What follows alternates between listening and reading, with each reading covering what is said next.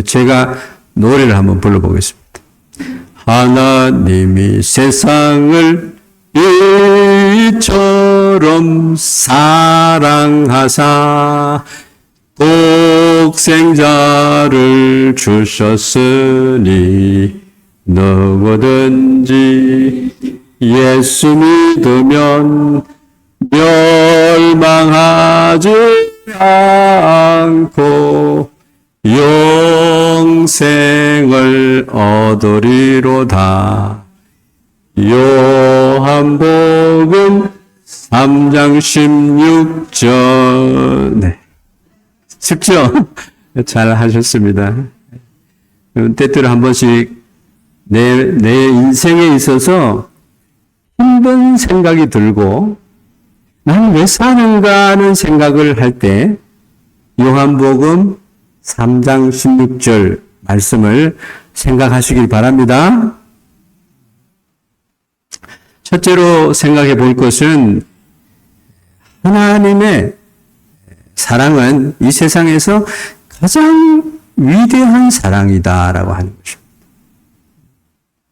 우리가 세상에 살아가면서 경험할 수 있는 사랑 중에 최고의 사랑이 있는데 그것이 요한복음 3장 16절에 나타난 하나님이 나를 이처럼 사랑하셨는데 예수님을 믿으면 멸망하지 않고 이터널 라이프, 영원한 영생의 생명을 얻게 했다라고 하는 것입니다. 여러분, 이 세상에 사는 게 끝이 아니에요. 이 세상에 사는 것은 일장 춘몽과 같고 아침 풀잎이 솟아났다가 말라서 없어져 가는 것처럼 살아가는 것이 인생입니다. 그런데 하나님께서는 인생에게 주시고자 하는 것이 있었는데 그것이 영생하게 하는 축복입니다. 그것을 우리는 가지고 살아가야 돼요. 이 사랑을 하시는 분의 근원이 누굴까요? 이 위대한 사랑의 근원이 누구예요? 그 근원은 하늘과 땅과 만물을 창조하신 하나님입니다.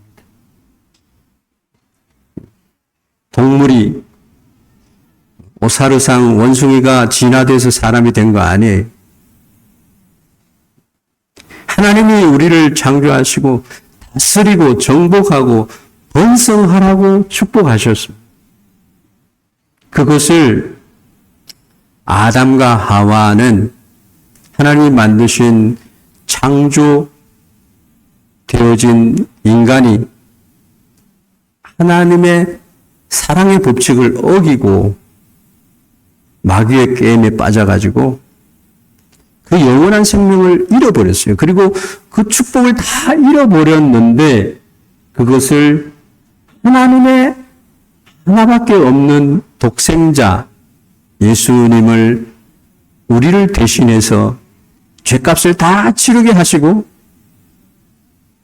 영원한 생명 빼앗겼던 것을 다 다시 돌려받을 수 있는 축복을 주신 줄 믿습니다. 이게 요한복음 3장 16절 말씀입니다. 하나님은 전능하시고 전지하신 분입니다. 절대자이십니다. 그런데 그분이 이 세상을 사랑하셨다. 이 세상을 가리키는 게 뭐냐요? 나를 사랑하셨다. 여기에 우리는 사랑의 근원이 하나님이시다라고 하는 걸 알아야 된다라고 하는 거죠. 그리고 하나님의 사랑은 그 대상이 누구냐 하면은 세상입니다. 세상은 누구냐? 세상에 살아가는 나를 가르쳐서 하나님이 그렇게 말씀하고 있다는 겁니다. 우리가 생각할 때 사랑의 근원이신 절대자이시고 전능자이시고 창조자이시고 초월자이신 그 하나님이 세상을 사랑하셨다는 겁니다. 세상에 태어난 모든 사람이 죄로 죽어가는 그 죄에서 우리를 구원하시기 위해서 홍수가 일어나고 그냥 지진이 일어나고 예? 병이 걸려서 죽음의 사경을 헤매는 그러한 자들에게 기쁜 소식을 전해주시기 위해서 하나님께서 우리를 사랑하셨다는 것. 여러분, 나를 사랑하는 분이 어떤 분인가를 아는 것은 굉장한 축복의 지혜를 가진 자입니다. 그래서 예수님을 믿는 사람들은 전능하신 하나님이 함께하는 사람들이에요. 그 인생을 책임져 주시는 하나님이세요. 항상 함께 하시는 분이세요. 믿으셔야 합니다. 하나님께서 사랑하신 세상, 하나님이 세상을 이처럼 사랑하사 모든 사람을 하나님 사랑하셨습니다. 사도 바울 선생님은 이렇게 말합니다. 디모데전서 2장 4절 말씀에 하나님은 모든 사람이 구원을 받으며 진리를 아는 데 이르기를 원하시느니라. 여러분, 내가 알고 있는 진리가 진짜로 참된 진리라. 그거를 여러분 어떻게 알아요? 우리는 십자가를 바라보면 하나님의 사랑이 막 새겨져 있는 거예요. 내가 너를 사랑한다라고 하는 말씀이 이 십자가에서 다 나타나는 겁니다. 하나님께서는 모든 사람을 사랑하시고 그들이 구원받기를 원하신다. 모든 사람이 진리를 깨닫고 구원받아서 하나님의 은혜의 대상이 되기를 소망한다. 하나님은 이렇게 우리를 위해서 사랑을 베풀었는데 하나님이 어디 있냐? 하나님이 나에게 무엇을 하느냐? 하나님이 계시면 나의 인생이 왜 이렇나? 그렇게 하나님을 불신하는 사람이 있어요. 하나님을 인정하려고 하지 않는 사람들이 있어요. 그 하나님을 오늘 만나시기를 바랍니다. 하나님께서 사랑하는 대상은 세상인데 구체적으로 얘기를 하면은 하나님이 창조하신 모든 지구도 사랑하고 우주도 사랑하고 하나님이 만드신 모든 것을 하나님은 사랑하시지만 그보다도 더 하나님을 따라서 하나님의 형상대로 지음을 받은 사람들, 세상에 있는 모든 사람들을 사랑하셨습니다. 부모가 자식을 사랑하면 어떻게 해요? 아유, 내 새끼 나를 많이 닮았네. 우리 할아버지도 닮았네. 할머니도 닮았네. 커가면서 이게 몇 번 변하더라고요, 아이들이. 본능적으로, 무조건적으로 자기의 자녀를 사랑하는 것처럼 하나님은 당신께서 창조하신 우리 인생을 너무너무 사랑하신다. 그런데 니세 사랑, 거짓 사랑을 우리가 만날 때도 있어요. 그건 뭐냐면 우상을 섬기는 겁니다. 내가 이런 복을 받고 싶다 그러면은 이런 우상을 만들어 가지고 거기에 집에다가 그냥 가미트 하나를 막 만들어 놓고 섬기는 거예요.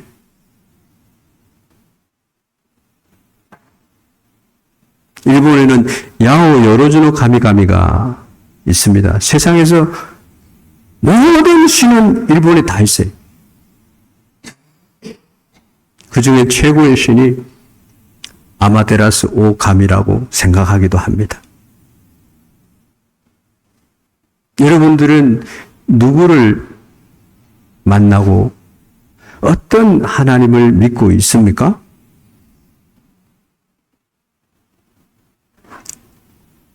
하나님의 사랑의 대상은 우리들이에요. 그런데 우리는 하나님을 거역하고 하나님을 배반하고 하나님이 베풀어 주신 사랑을 안 받으려고 온갖 애를 써요. 왜 그럴까요? 우리 마음에 하나님을 대적하고 거짓말장이었던 마귀가 항상 우리의 마음에 속삭입니다. 하나님이 어디 있어요?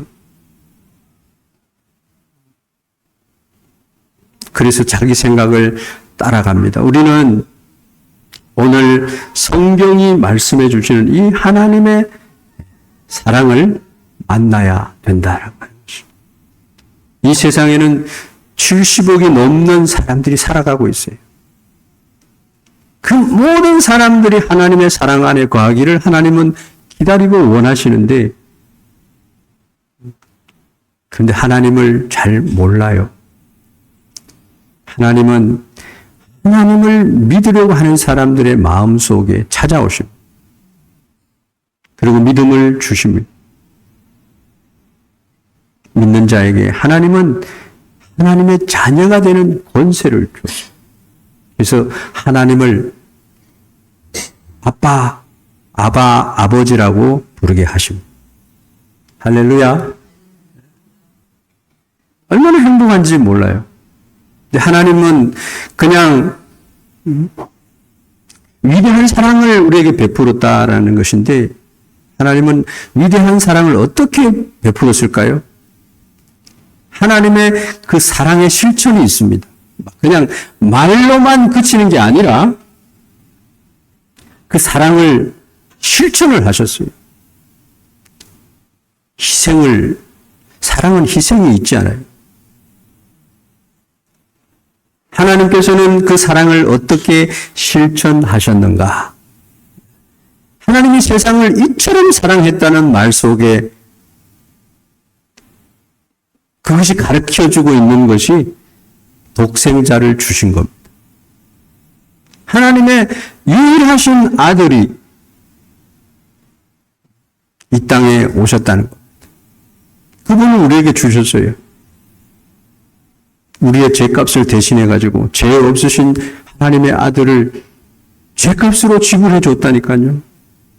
우리 인생이 절대로 갚을 수 없는 그 죄값을 위해서.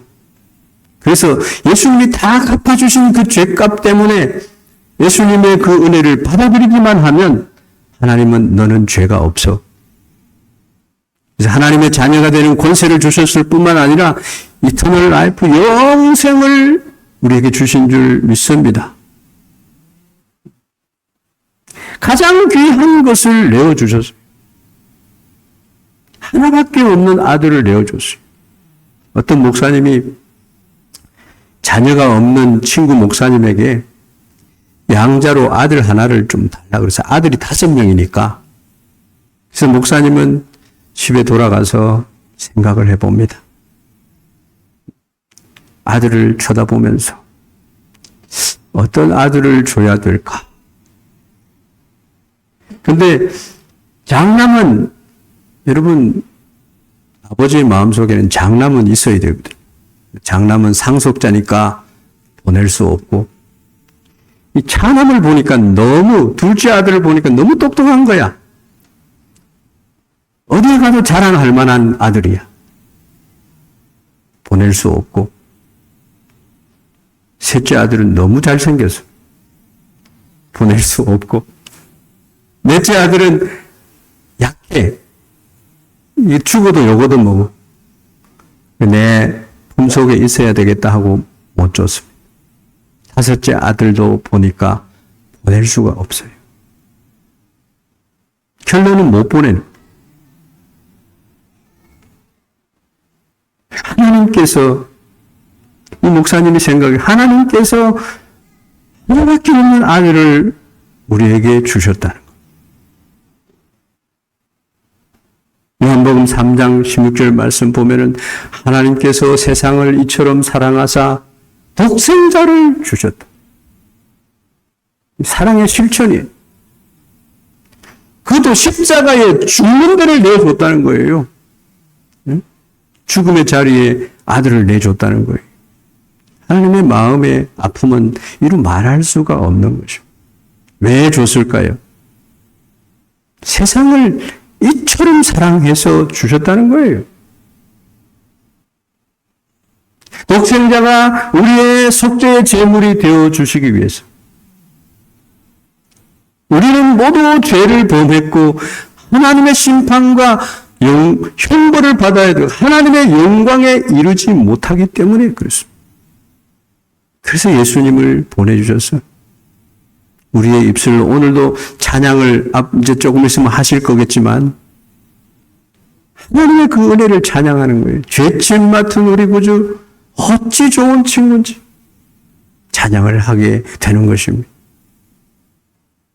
예수님은 하나님께서 보내셨지만 자발적으로 이 땅에 오셨어요. 내가 가서 아사셀 양이 죽기 위해서 이 땅에 오신 거예요. 그래서 세례 요한은 오라 세상 죄를 지고 가는 하나님의 어린 양이로다 그렇게 말씀하셨어요. 마가복음 10장 45절에 보면 인자가 온 것은 섬김을 받으려 함이 아니라 도리어 섬기려 하고 자기 목숨을 많은 사람의 대속물로 주려 함이니라. 대속물로 사람의 대속물로 주려 함이니라. 자기 목숨을. 그래서 예수님이 섬김을 받기 위해서 오신 게 아니라는 거예요. 자신의 목숨을 우리를 대신해서 십자가에 죄인이 져야 할 십자가에 졌다는 것이죠. 예수님이 십자가 지실 때 하늘도 울고 땅도 울고 하나님도 외면하셨어요. 그처럼 하나님은 우리를 사랑하셨다는 거예요. 믿으십니까? 믿으십니까?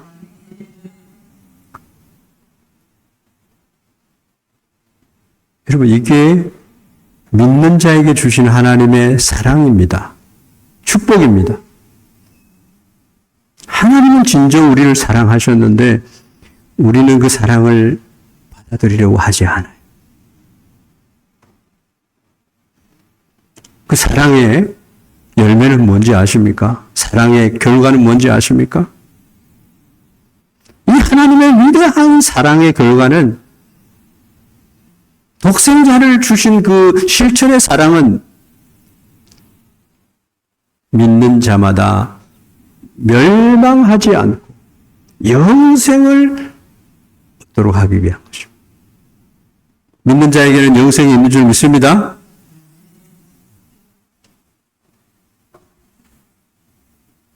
인간은요, 죄를 가지고 살아가기 때문에 그 죄의 대가는 죽음입니다. 육신의 죽음을 가리키는 죽음을 얘기하는 게 아니라 성경이 말하는 죄의 삭은 사망이라고 하는 것은요, 한 번 죽는 것은 사람에게 정해진 거예요. 그 뒤에 심판이 기다리고 있습니다. 심판을 받아야만 하는데 심판의 결과로 죽는 죽음은 둘째 죽음입니다. 영원한 불과 유황으로 타는 못에 들어가는 것입니다. 하나님의 사랑을 받아들이지 않는 자들의 결말이 그렇다는 것. 우리는 지금은 지옥에 안 가봐서 몰라. 그런데 예수 믿지 않는 자들에게는 이런 심판이 기다리고 있다는 것. 우리가 정말로 두려워해야 할 것은 단순히 그냥 육신이 죽는 것에서 끝나는 것이 아닌 하나님이 베풀어 주신 사랑을 받지 않는 자가 받는 형벌을 받아야 한다. 사탄은 그것을 위해서 우리를 놓아주지 않습니다. 그래서 하나님을 믿는 믿음이라고 하는 것은요, 이 세상을 살아가는 가장 큰 행복인 줄을 믿습니다.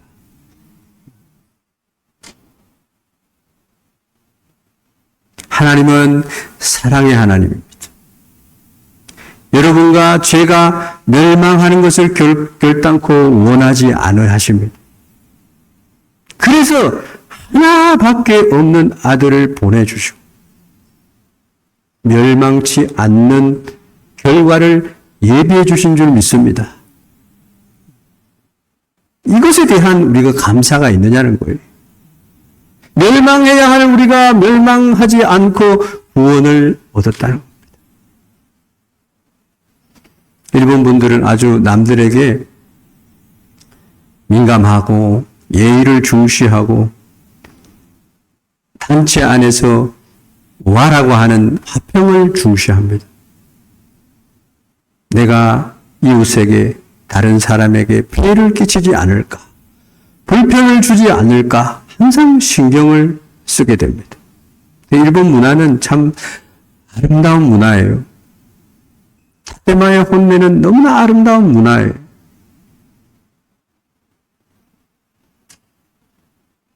실수하지 않습니다. 그리고 최대한 이웃을 배려합니다. 그만큼 살아가면서 이웃에게 민감한 사람들이 일본 분들이에요. 젠틀맨이 많아요. 반면에 세상에서 남들에게 가장 덜 민감한 민족은 아마도 대한민국 사람들이 아니겠는가. 이제는 거기에서 해방이 되었다라고 생각을 합니다만, 여러분 어떻게 생각하십니까? 하고 싶은 말 다 해버려요. 그것이 확실한 것인지도 알지 못하고 사람들을 매도한다는 겁니다. 매도하는 사람은 얼마나 마음이 아프겠습니까? 하나님의 사랑을 받은 사람들이 그렇게 한다라고 하면은 하나님이 얼마나 마음을 아프게 하실까?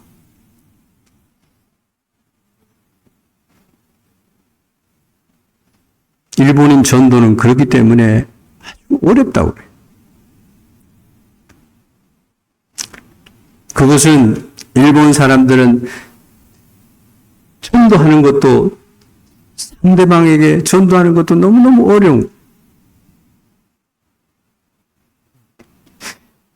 전도지를 받지 않아요. 이렇게 하고 지나가면은 그 사람에게 더 접근할 수가 없습니다. 내가 말을 걸어서 폐를 끼치지 않을까, 신뢰를 잃지 않을까 걱정합니다. 가족인데도 그것을 생각합니다. 전도할 기회를 놓칩니다. 그럼 하나님의 사랑이 준비되어 있는데 그 사랑을 전할 길이 없는 거예요. 그래서 어떤 목사님이 후쿠시마 쪽에 가면 지옥 온천이 있습니다. 베프라고 하는 곳에 가면 지옥 온천이 많아요. 지옥 온천 이름이 전부 다 지옥이야. 물론 온천에 들어가도록 적당한 온도를 맞춰놨기 때문에 우리가 온천을 합니다마는 이름이 지옥이야. 온천물을 봐도 색깔이 그냥 지옥, 이런 여러 가지의 색깔들이 나옵니다.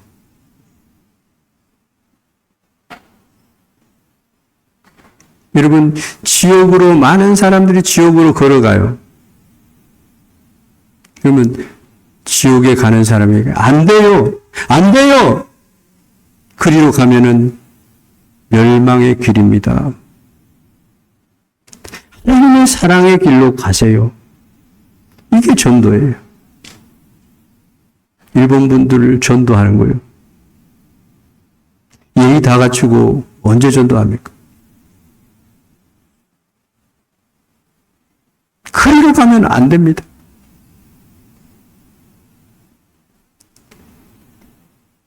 그리로 가면 심판입니다. 그 길에서 돌이키십시오. 멸망의 길입니다. 이것이 우리가 전해야 될 복음입니다.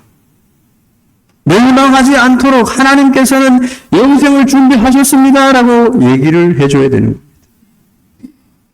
한번 따라해 보겠습니다. 영원한 생명. 영원한 생명. 여러분들은 영원한 생명을 가진 분들이 되기를 주의 이름으로 축원합니다. 할렐루야. 네. 하나님을 만나야 됩니다. 하나님의 사랑을 알아야 됩니다. 하나님은 예수님을 통해서 우리들의 모든 삶을 축복해 줬습니다. 우리 모든 죄를 용서해 줬습니다. 이 용서의 사랑은요, 가장 으뜸이 가는 사랑이에요. 죄인 되었을 때에 하나님께서 우리를 선택하셔서 구원하시기로 작정하셨다는 겁니다. 우리 이 세상을 살아가는 것은 영생의 삶이 아닙니다. 근데 하나님은 이터널 라이프를 주시고 영원한 맨션을 준비하셨어요. 내가 가거든 너희들을 위해서 있을 곳을 예비하겠다는 거예요. 내 아버지 집에는 있을 곳이 많다라고 그렇게 말씀하셨어요. 그 소망을 잃어버리면 안 됩니다. 멸망하지 않고 영생을 얻게 하려 하심이니라. 예수님을 믿는 것이 답입니다. 영생의 생명.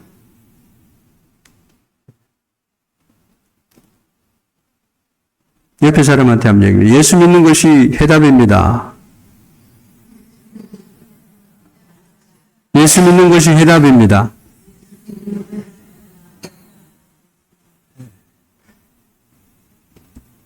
기뻐하시는 거 보니까 여러분 마음에 예수님이 임한 줄 믿습니다. 일본의 동경에 가면은 가장 번화한 거리가 있는데 긴자라고 하는 거리가 있습니다. 아주 유서가 깊은 그런 호텔이라고 알려져 있습니다. 15층짜리 동경 최고 호텔이 있습니다. 임페리얼 호텔이라고도 하는데 동경 대지진이 있을 때에도 견뎠습니다. 옛날이나 지금이나 15층으로 되어 있는데, 근데 옛날에 미국의 유명한 사업가 3명이 일본을 방문을 했는데, 이 동경에서 최고의 호텔인 이 임페리얼 호텔에 숙박을 하기로 했습니다. 그래서 15층 방에다가 예약을 하고 동경을 구경을 하고 이제 호텔로 다시 돌아왔습니다. 방에다가 짐을 푼 그 방에 올라가기 위해서 저녁을 밖에서 맛있게 먹고 긴자 거리도 돌아다니면서 야경을 보기도 하고 호텔로 돌아왔는데 15층에서 그 당시에 15층은 굉장히 먼 곳까지 바라볼 수 있는 그런 곳이었어요. 환상적일 거야. 근데 호텔에 돌아오니까 사고가 발생했습니다. 정전 사고가 발생했어요. 엘리베이터가 작동을 하지 않습니다. 그래서 호텔 측에서는 죄송합니다. 스미마센, 오시하게 아리마센. 방법이 2가지 있었어요. 후레쉬를 들고 15층까지 걸어가느냐, 아니면 1층에서 마련된 그냥 간이 침대에서 잠을 자느냐. 근데 호텔에 짐을 다 올려놨기 때문에 이분들은 올라가는 것이 좋다는, 좋은 추억이 될 것이다, 이렇게 하면서 올라갑니다. 근데 한 사람이 제안을 합니다. 15층까지 올라가는데 너무 지루하지 않기 위해서 5층 올라갈 때마다 한 사람씩 이야기를 하기로 합시다. 그래서 첫 번째 사람은 자기가 알고 있는 어린 시절의 모든 이야기를 하기로 했습니다. 아빠, 엄마, 할아버지, 할머니 들었던 이야기, 동화에 나오는 어린이들이었을 때 들었던 이야기까지 하기로 했습니다. 2번째 사람은 자신이 지금까지 들어왔던 이야기 중에 가장 무서운 이야기, 소름 끼치는 이야기, 비극적인 이야기를 하기로 했습니다. 3번째 사람은 지금까지 들어왔던 이야기 중에서 가장 우스꽝스러운 이야기, 가장 재미나는 이야기를 하기로 했습니다. 그래서 후레쉬를 들고 3사람이 계단을 따라서 계속 올라갑니다. 첫 번째 사람이 이야기를 합니다. 내 어린 시절에 우리 아빠는 이렇게 나를 사랑해서, 엄마, 할아버지, 할머니도 나를 너무너무 사랑해서 공주처럼, 왕자처럼 나를 사랑했다. 5층까지 왔어요. 야, 우리가 정말 좋은 아이디어를 가지고 올라왔다. 그렇게 서로 자화자찬을 했습니다. 2번째 사람이 이제 그 바톤을 받고 이야기를 합니다. 너무나 무섭고 비극적인 이야기를 막 털어놓습니다. 10층까지 올라왔어요. 정말 우리의 아이디어가 기가 막히다. 세 번째 사람에게 이제 바톤이 넘어갔습니다. 세 번째 친구는 갑자기 머리를 굴쩍굴쩍 하면서요. 그런데 말이야, 난 생각이 안 나. 아니, 여기까지 와서 생각이 안 나면 어떻게 하냐? 생각이 안 나는데 어떻게 하냐? 이렇게 해서 이제 세 사람이 재미없게 11층, 12층, 13층, 14층까지 오르고 이제 15층에 도달했을 때 세 번째 친구가 갑자기 웃으면서 이야기를 합니다. 생각이 났다. 우리 방 열쇠를 안 갖고 올라왔잖아.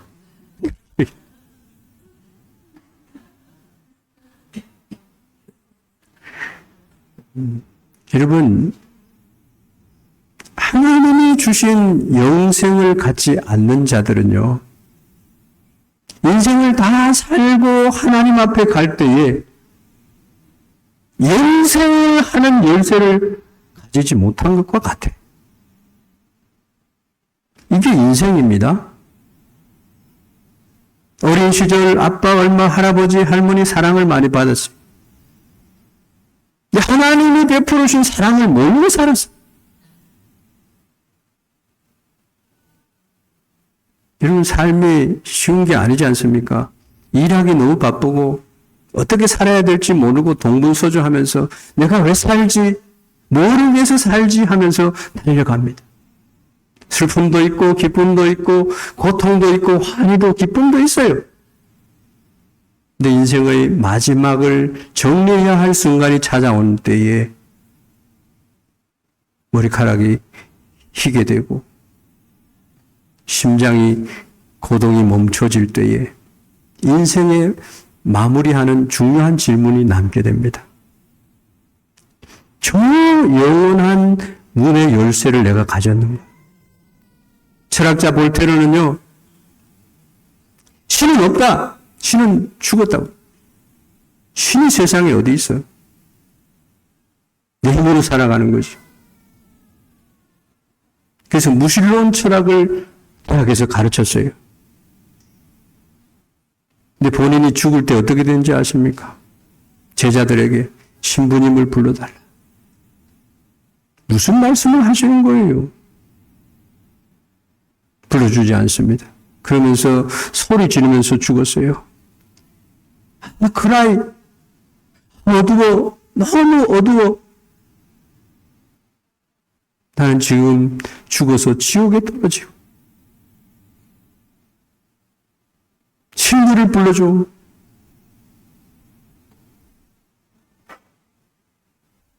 이 세상에서 좀 더 잘 먹고 좀 더 고생한다고 해서 그게 중요한 게 아니에요. 천국의 문을 열 수 있는 열쇠를 우리에게 주셨는데 예수님께서 이렇게 말씀하셨습니다. 내가 곧 길이요 진리요 생명이니 나로 말미암지 않고는 아버지께로 올 자가 없느니라. 그리고 천하 인간에게 구원을 얻을 만한 다른 이름, 예수님 말고 다른 이름을 주신 일이 없다. 예수님만이 참 구세주인 줄 믿습니다. 예수님을 만나보세요. 내 인생이 달라져요. 진리를 아는데 이르기를 원하시는 하나님이 진리가 예수님이라고 말씀하신 그 하나님이 예수님에게서 예수님 이런 말씀하셨어요. 친구를 위해서 목숨을 버리는 것 그보다 더 큰 사랑이 없느니라 말씀하셨어요. 그리고 우리를 친구라고 했어요. 죄짐 맡은 우리 구주 어찌 좋은 친구인지.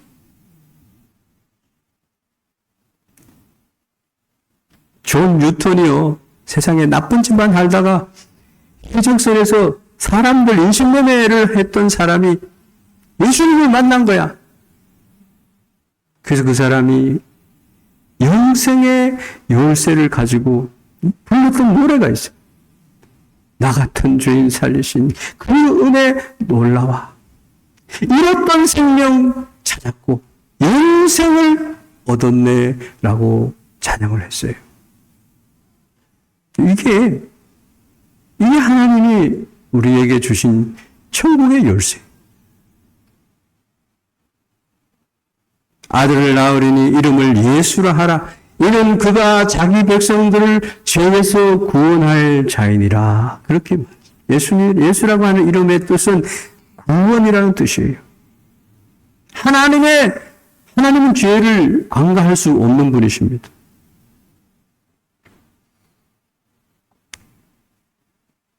근데 예수님을 통해서 이제 우리의 죄가 용서를 받고 영생을 선물로 받고 하나님의 자녀로 살아가는 놀라운 은혜를 받게 되었다는 것입니다. 그래서 성경은 이렇게 말합니다. 영접하는 자, 곧 그 이름을 믿는 자들에게는 하나님의 자녀가 되는 권세를 주셨으니. 할렐루야. 하나님의 자녀면은 후사, 상속자가 된다고 성경은 말씀하고 있습니다. 하늘의 영광스러운 기업을 여러분들은 가졌어요. 한번 따라해 보겠습니다. 영접하는 자, 곧 그 이름을 믿는 자들에게는 하나님의 자녀가 되는 권세를 주셨으니. 여러분은 예수님을 영접하고 있나요?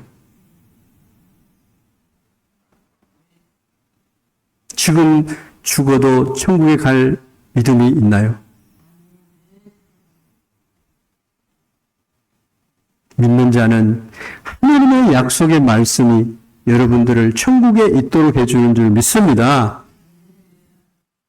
성경은 또 이렇게 복음을 제시합니다. 볼지어다 내가 문 밖에 서서 두드리노니. 여러분 그런 그림을 보셨을 거예요. 근데 그림에 보면은 예수님이 문이 하나 있는데 문 밖에 서서 이렇게 기다리고 있어요. 문을 두드리고 있어요. 밖에는 손잡이가 없어요. 안에서 열어주지 않으면 예수님은 들어갈 수가 없어요.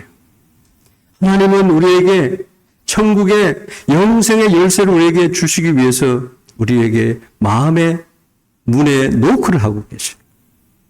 예수님께서 말씀하는 거예요. 볼지어다 봐라. 내가 문 밖에 서서 기다린다. 예수님께서 우리의 마음문을 두드리신다는 거예요. 그래서 예수님의 그 음성을 듣고 문을 열면 예수님은 우리 안에 들어와서 나의 인생과 같이 하시면서 선한 목자로서 나의 인생을 복주신다는 거예요. 새 생명을 주신다는 거예요. 영접하게 되면은 가장 위대한 하나님과 함께하는 인생이 될 줄로 믿습니다.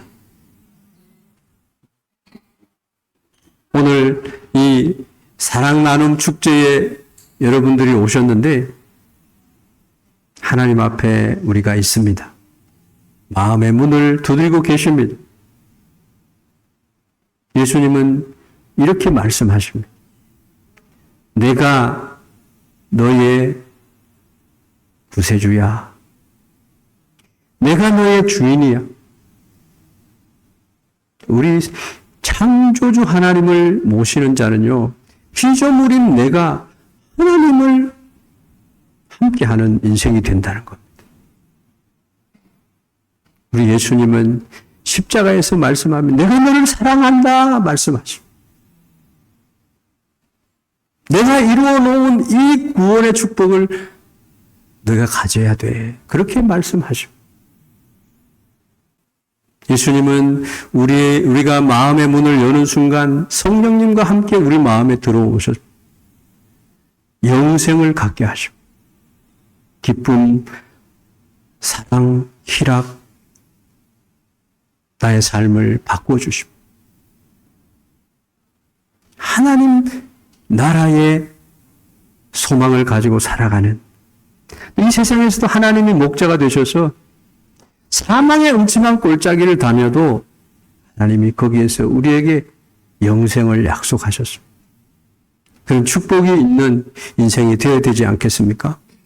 그런 인생이 되기를 주의 이름으로 축원합니다.